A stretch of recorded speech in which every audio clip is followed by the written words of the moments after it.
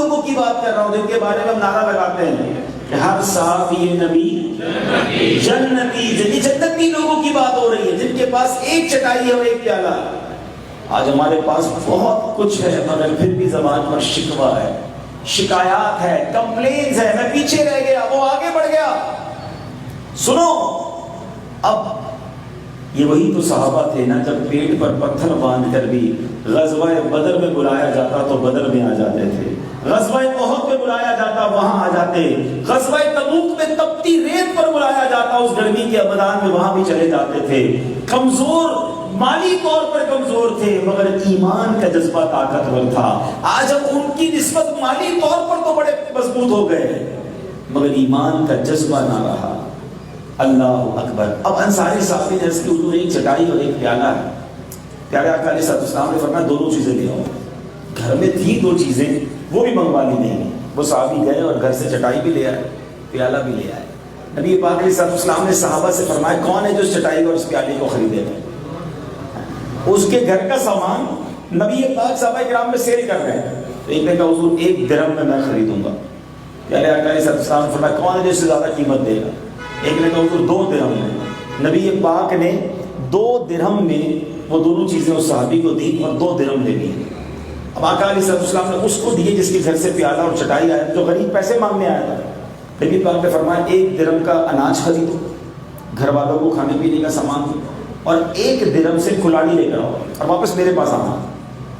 وہ گیا بازار، سامان خریدا، گھر والوں کو بھی دیا اور 1 درہم میں کلاڑی لے کر نبی پاک علیہ السلام کی بارگاہ میں آ گئے۔ جب پیارے آقا کی بارگاہ میں آئے تو نبی پاک علیہ السلام نے اس کلاڑی میں اپنے مبارک ہاتھوں سے لکڑی کا دستہ لگایا۔ اب یہ بھی ایک بات سیکھنے والی ہے کہ سبحان اللہ، جس زمانے نے ایسا منظر دیکھا ہوگا کہ امام الانبیاء ہیں، رب کے محبوب ہیں صلی اللہ علیہ وسلم، ایسا عزت، ایسا رتبہ ہونے کے باوجود اپنے غلام کے ساتھ تعلق دیکھیں کہ اس کی کلاڑی میں لکڑی کا دستہ خود لگا رہے ہیں۔ ارباب نظر کو کوئی ایسا نہ ملے گا، بندے تو بہت مل جائیں گے پر آقا نہ ملے گا۔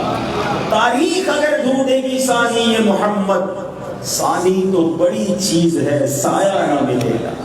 یہ انٹریکشن، یہ محبت، یہ پیار، غریب ہے اس کو بتا رہے ہیں، لکڑی کا دستہ خود لگا رہے ہیں۔ تو یہاں ہم سب کو، یہ مبلغین کے لیے بھی ایک درس ہے کہ اصلاح اگر کرنی ہے، بات سمجھانی ہے تو صرف کہنے سے نہیں ہو جائے گا، کر کے دکھانا ہوگا۔ کچھ لوگوں کے ساتھ کوشش مل کر کرنی ہوتی ہے۔ لوگ کہتے ہیں یار اتنا لوگوں کو نماز کی دعوت دی، کوئی آتا ہی نہیں۔ نہیں جناب، گھر جا کر بلانا پڑے گا، آپ کو محبت سے پیش آنا پڑے گا، تب کامیابی ملتی ہے۔ تو بہرحال نبی پاک علیہ السلام نے اس قوم کی تربیت کیسی فرمائی کہ صحابہ کو پھر وقت کا امام بھی تو بنا دیا نا۔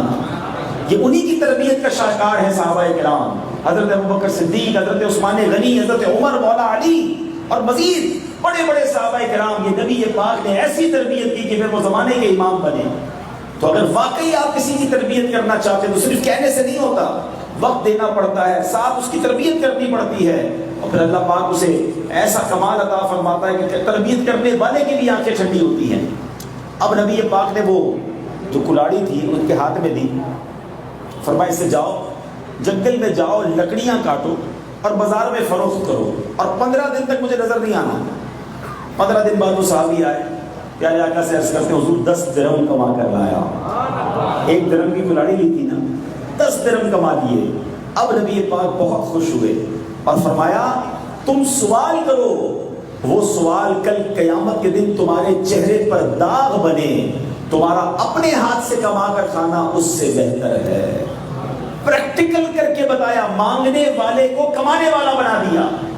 اور یہ بہت سارے لوگوں کے لیے درس ہے کہ ہمیں اپنے ہاتھ سے کمانا ہے، کسی کے آگے ہاتھ نہیں پھیلانا۔ کچھ لوگوں کی عادت سی بن جاتی ہے کہ ذرا سی کمزوری، ذرا سی مجبوری آئی اور لوگوں سے سوال کرنا شروع کر دیا۔ نہیں، اسلام میں اور اللہ کی بارگاہ میں بالخصوص ہاتھ سے کام کرنے والا، اپنی کمائی کمانے والا وہ بڑا پسندیدہ ہے۔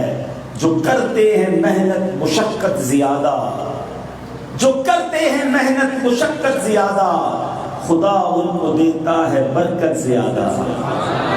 بوجھ نہ بنے کسی پر، اور کسی کے آگے کیوں ہاتھ پھیلا ہے۔ کیا خوبصورت بات شاعر لکھتے ہیں نا کہ کسی کا احسان کیوں اٹھائیں، کسی کو حالات کیوں بتائیں، کسی کا احسان کیوں اٹھائیں، کسی کو حالات کیوں بتائیں، تم ہی سے مانگیں گے تم ہی دو گے، تمہارے در سے ہی لو لگی ہے۔ التجا کرنی تو اللہ کی بارگاہ میں کرے نا، اللہ کے حبیب علیہ السلام کی طرف لو لگائیں، دنیا والوں کے آگے نہیں جانا۔ تو بہرحال میرے پیچھے اسلامی بھائیوں، یاد رکھیے اللہ کے آخری نبی مکی مدنی صلی اللہ علیہ وسلم نے فرمایا ان اللہ تعالی یحب العبد المؤمن المحترف۔ سنیے، فرمایا ان کو پسند فرماتا ہے۔ کچھ لوگ یہ سمجھتے ہیں کام کاج کرنا دین سے دوری ہے، نہیں، اگر حلال کما رہا ہے اور اس لیے روزی کما رہا ہے کہ کسی کے آگے ہاتھ نہ پھیلانا پڑے، یہ بھی عبادت ہے۔ بلکہ ایک بار نبی پاک علیہ السلام صحابہ کرام کے ساتھ تشریف فرماتے، ایک نوجوان گزرا اور بڑی اپنے کام کاج میں بیزی تھا، تو کسی صحابی نے کہا کہ حضور کاش یہ بھی اللہ کی راہ میں سفر کرتا ہے، اللہ کی راہ میں جہاد